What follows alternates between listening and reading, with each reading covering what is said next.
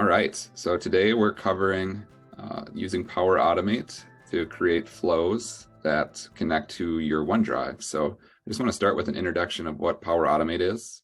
It is a service that helps you create automated workflows between various apps and services. It is part of the Office 365 license that we have for all university faculty and staff. It is not something extra that you need to request. If you are faculty or staff, you can access it and start creating flows today. So Power Automate is the service. Flows are the series of steps that you have configured to run when a trigger occurs. So those are just some terms that I want you to be familiar with. So I'm going to start by showing how to navigate to Power Automate. So I'm going to start by opening my browser of choice, which is Microsoft Edge. And I have Power Automate bookmarked, but I'm going to show you how to get there from MavMail on the web, which is a location I think most of you should be familiar with. So when I open Outlook on the web, this is all done in the web browser. You see in the upper left-hand corner, I have this grid, and that is called the App Launcher. When I click on that, it shows me all the apps available to me via Microsoft 365. From here, I can find Power Automate and launch that. If you don't see it in this first selection of apps, you can click the All Apps button, and then it shows you all the apps in alphabetical order. You can go down to Power Automate and select that.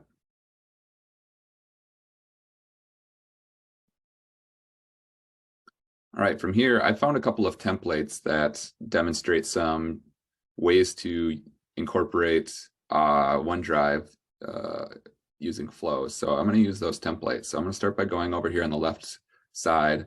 If I'm creating a flow, there's a few different ways I could start. I could choose create, or I can go to templates. Or if I want to adjust an existing flow, I'd go to my flows. So I'm going to start by doing a template though. And the templates I know has to do with Office 365 and OneDrive. And I just want to point one thing out here that's kind of something to be aware of as you're building flows for work. Our email solution is called Office 365.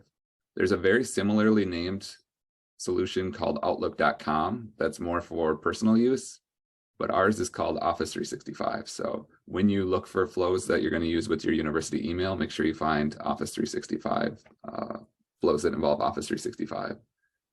And similarly, OneDrive has two different solutions. One that's for the workplace, which is OneDrive for Business, and one which is for personal use, which is just OneDrive. So I want to make sure I find flows that use the services that we have. All right, from here, I'm going to search for Office 365 and OneDrive. And right here, my first option is save Office 365 email attachments to a specified OneDrive for Business folder. So to get started with this template, I'll select that. And it will start the creation of the flow for me. And the first thing it's going to ask me is if I'm allowing it to connect to OneDrive, to my OneDrive for Business account and to my Office 365 Outlook account. And just for today's demo, I'm using a demo account. So this isn't accessing my personal information. This is my demo account information. So I'm going to click continue. And because this is a template, it's actually going to fill in everything from the template without me having to individually add these steps. So each little block you see here is a step within a flow. The very first one is called the trigger. So this determines what triggers the flow. So this trigger is on new email. So when I get a new email in Outlook, then the next thing is going to happen.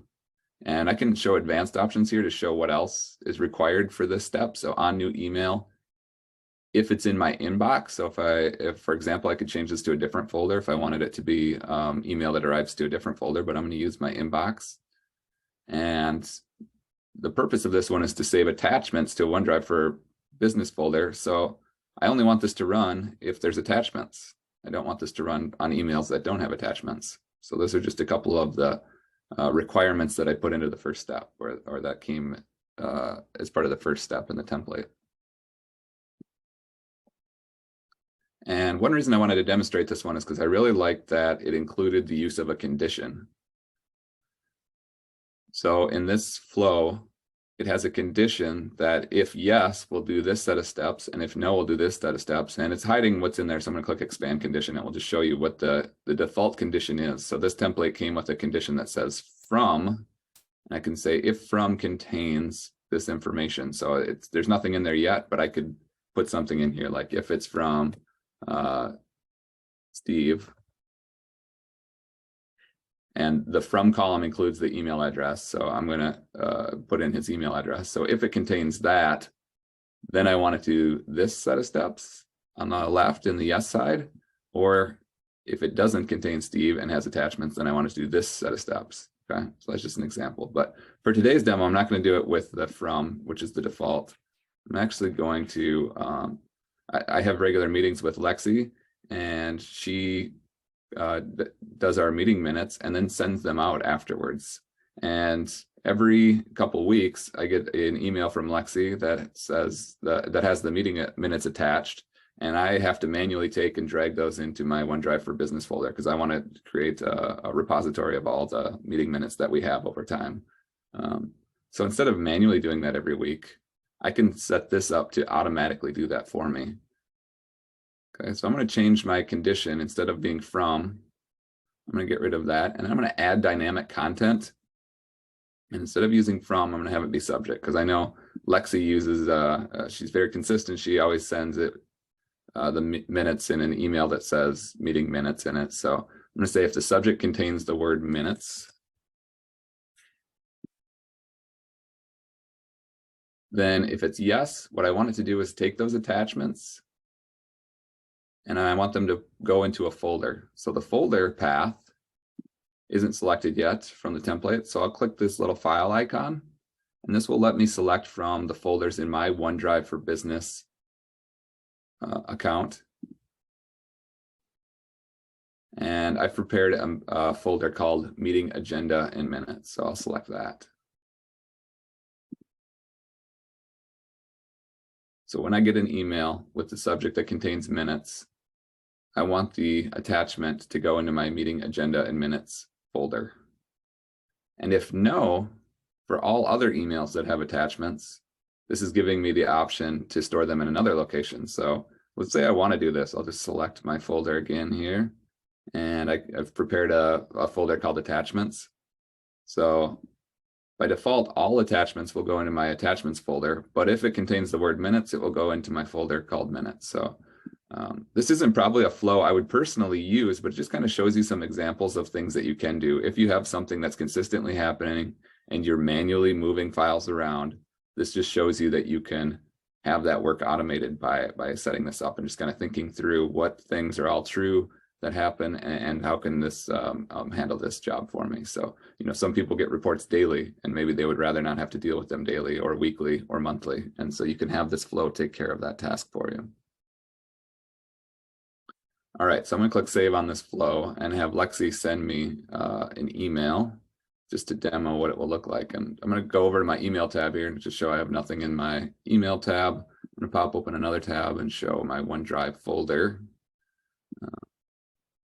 My meeting and agenda minutes folder is empty currently. So once Lexi sends this, we have found that this flow takes a little bit to run. Some flows are almost instantaneously. This one we've tested it a couple times and it takes a few minutes. So you can see that 15 seconds ago, it ran. The duration it took was 1 second and the status is it succeeded. So when you're first setting up a flow, you might have one that fails just because you don't have everything dialed in quite right yet. And that's okay. What's cool about Power Automate and Flow is that you can then click into the flow and see exactly what happened. So we can see that on a new email, I met this criteria. So it got a green check mark showing me that that step succeeded. Then in my condition, I can go down here and see that the condition status was true. So I had a subject that said, you know, or for my condition, it said, if the subject contains the word minutes, then I want this to happen. And so in this case, that was true. It did have in fact, if I look up here in the body of the email, I can find this line that says subject, and I can see it has the word minutes in it. So that's why the condition was true. And then the yes function ran. All right, and just to show that it succeeded, I can expand this, and what it's telling me that it did is that it saved the file to the folder, and I'm going to pop open my folder here and show that. So if I go to my OneDrive folder, I have it bookmarked here, and this one should have gone into my meeting agenda minutes, and there it is. About a minute ago, the file that Lexi sent was saved to my folder here. Brian, do you want to go back to your conditional statement in the edit view real quick? Sure. We Yep. had another question that came up. To answer your question, yes, you can set multiple conditions here. Typically, you use an and. So like if you want two things to occur, but you can use ors and you can use groups in the conditional controls. Yeah, so what's interesting is the one in the template, Steve, I don't know if it's like an older version, but it did not give me the option for multiple. But if I wanted to create one here, I could say that the subject. And that might be a difference between Outlook conditions and regular conditions. And Melissa, to answer your question, yes, you could set it up for, if you got multiple things from different people with minutes, you could set up one to switch between them so that, you know, if it came from Brian, it does this. If it came from, excuse me, if it came from somebody else, it can go to another one, or you could set up multiple flows to do that. There's a couple different ways to do that. And so like I was saying, that the condition that came with the template, for some reason didn't let me do this, but you can see that I could go replace the condition that came in the template with my own. And it lets me add multiple lines and choose whether I want it to be an and, so I want both these things to be true, or an or statement, which I want either of these things to be true. And then if either of those things is true, then it would do the yes side. Otherwise, it would do the no side. So, and then if I wanted to do that, then I would just move this next action, take it from this condition, and I could move it up here into this one, and the no condition up here into this one. And these are real, you know, this interface is really nice. It's really just drag and drop. And so the question about having multiple of these, you could set up multiple conditions because it's going to run the first line on email, and then it goes to the condition. And so if you had subject minutes, but it was from Brian, then do this. And then you could have another condition underneath the true false. That would be if it's from Lexi and contains minutes, do this. So. Right. Yeah, there's multiple spots where you can configure this. So you wouldn't have to do the complex condition. Is that what you're saying, Steve? You could instead put more requirements on your new email actions. No, I was saying if you have multiple emails that come to you that have minutes, you could do multiple conditions, and if yes, sure. if no, and you could, right? Because if it's from Lexi, it's not going to meet condition 1, and it'll go through and meet condition 2 and then do what you need to. Sure.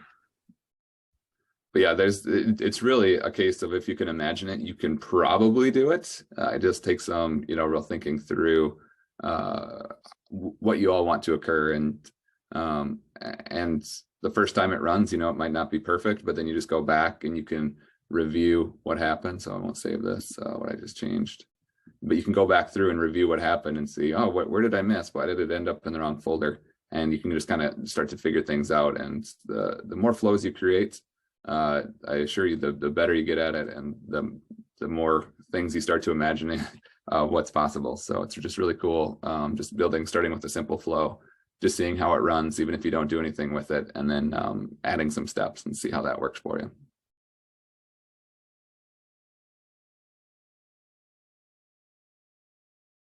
So the other flow I wanted to demonstrate was request feedback from team for requested files. So I think this one's unique. I'm gonna go to my templates again and just search for this one, request feedback. And there's 2 templates available here. There's one to request feedback from my team, and one for request feedback from my manager. So I'm gonna select from my team. And once again, once I select that template, it's going to say, do you want to allow it to connect to these various services? I do. So I'll click continue. And a quick walk through what this flow looks like. It starts with different inputs. So for a selected file, I want it to give me a place to create a message and to determine a reviewer. So those are the two steps, and I'll show what that looks like now. It might be tough to imagine until I show it, but I'm just going to quick walk through. What it's going to do is going to find the path to that file. It's going to create a share link with view only access, because I'm just asking my team to review the file, not to edit it. So I want whoever I send this to only have view access. There's a step here called get my profile. That just allows me, it gets all the information that Office 365 knows about me so that I can use those down here in my send email action. So just walking through again, when I select a file and run this flow, it's going to ask me for this information, and ultimately it's going to send an email and give permission to that file to the people that I send it to. So click save on this one. All right, I've created my flow.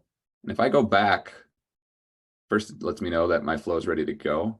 And usually with most flows, you have a spot here that says run, so you can run your flow. Or if it's an automated cloud flow, I guess you wouldn't, but if it was a manually triggered flow, you typically have a spot to run. But this can only be used when looking at a file. And so what the purpose of it is really to go along with OneDrive. So if I go to OneDrive and look at my files, the way this works is I can find a file within my OneDrive that I want reviewed. I click the little check mark next to it. When I do that, it shows me all the things that I can now do with that file. And one of the sections is called Automate. I'm going to select Automate. And it finds that flow that I just created and puts it here in the Automate section of my toolbar. So now when I click on this, it will just slide over a window for me to enter those inputs that I requested. So actually first it will ask for permission again. It's always good about making sure I have I'm giving permission for it to work across my apps. And so the different inputs that I had were the message and the reviewer. So I'll just say, hey team, please review this file. And the reviewer section is really cool because it uses our min state address book, and so then I can find people from here. I don't have to like know their email address or anything. I can just search. So I'm going to search for Lexi. And Lexi has two accounts, a student account and a staff account. So I want to make sure I select her staff account. And once I've entered a message, I could add multiple. So I could also add Steve, for example. And then I can run this flow.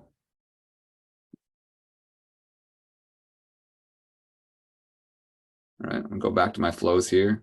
It ran instantly, so when I hit refresh here, it should be there. I shouldn't have to wait for this one. And there it is. So 12 seconds ago, I ran this flow. It took 5 seconds for it to run. And what we told it to do was send an email on my behalf and give access to that file. So I'm gonna go to my sent folder here.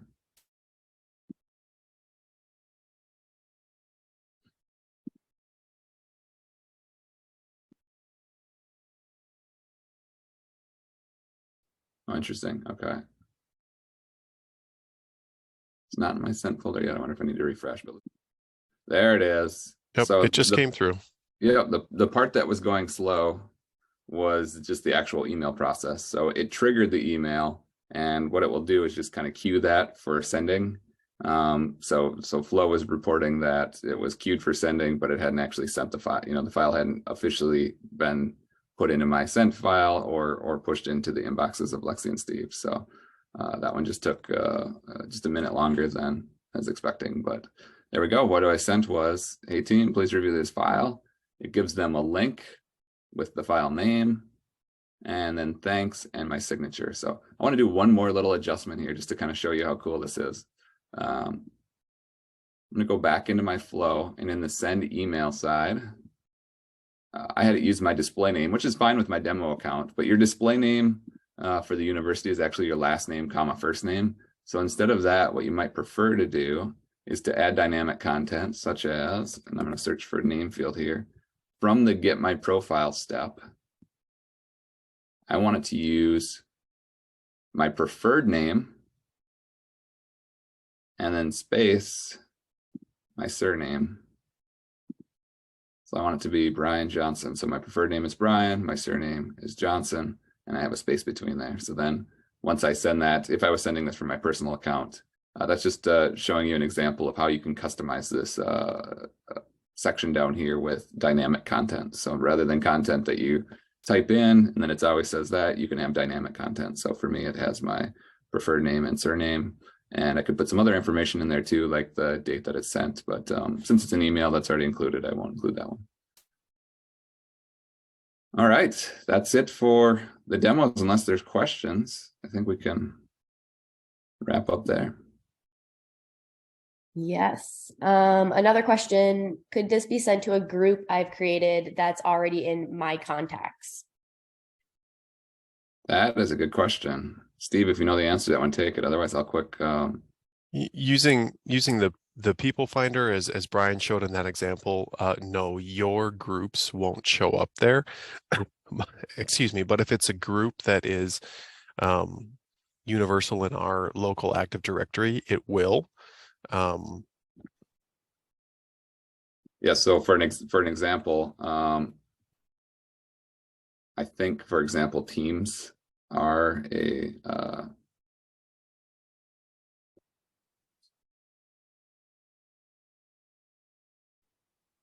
so we have a team called Test for IT Strategic Ops, and so I could send it to that team, for example. So I think that, yeah, like Steve is saying, there's groups that are officially in our Active Directory that you can use. Our address book at Minnesota State Mankato always uses the prefix MNSU, so you see me putting that in as a way to search all the teams. So I put MNSU dash, and then you can see all the different groups that are available to use there. And if you know the name of a group, then you can start to enter it. So if I wanted to send this to the IT communications team, I can put MNSU IT, and then it finds MNSU-ITS communications here.